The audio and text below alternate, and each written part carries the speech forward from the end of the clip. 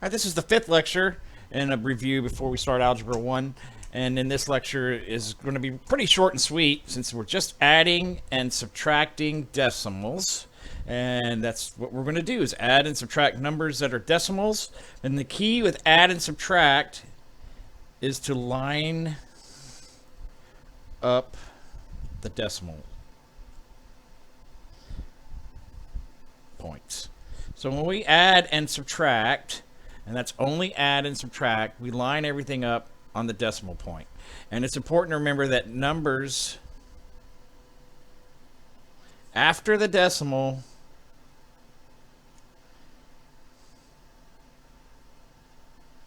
can be filled with zeros.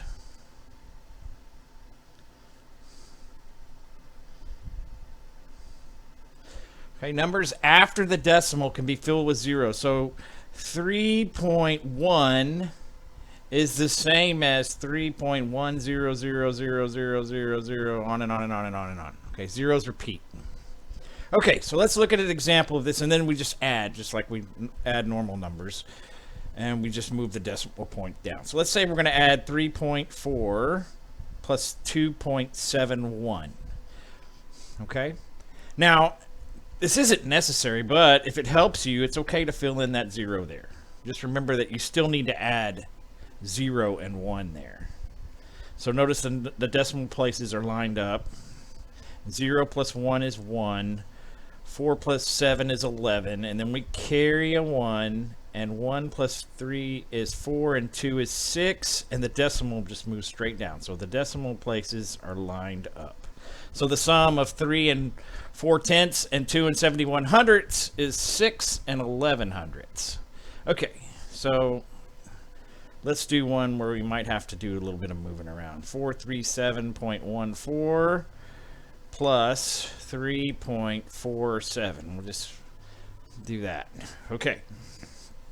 Now, we can do this horizontally, but it's easier on the brain if you line them vertically. So we can line those decimal points just like that. Okay, even though, and now we can add. 4 and 7 is 11, carry a 1. 1 and 1 is 2, and 4 more is 6. The decimal place moves down. 7 and 3 is 10, carry a 1. 1 and 4 is 5, and then we can just add our way down.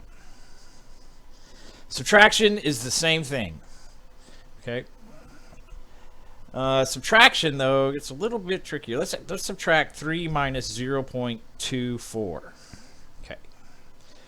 So that's how it's going to be written. 3 minus 24/100, and we'll just do like this.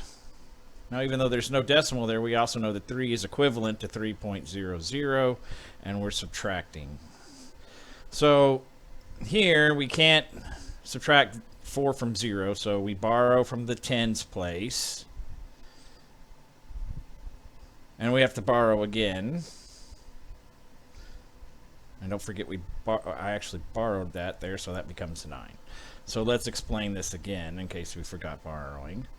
This became 10, but there was nothing to borrow from, so I borrowed again so that I could borrow 1 from that 10. And now we just subtract. 10 minus 4 is 6, 9 minus 2 is 7, and 2 minus 0 is 2. So there's the difference of those two. Let's do one more. How about 14.6 minus 7.2483. Okay, so we'll line up the decimal points here. 14.6 and 7.2483.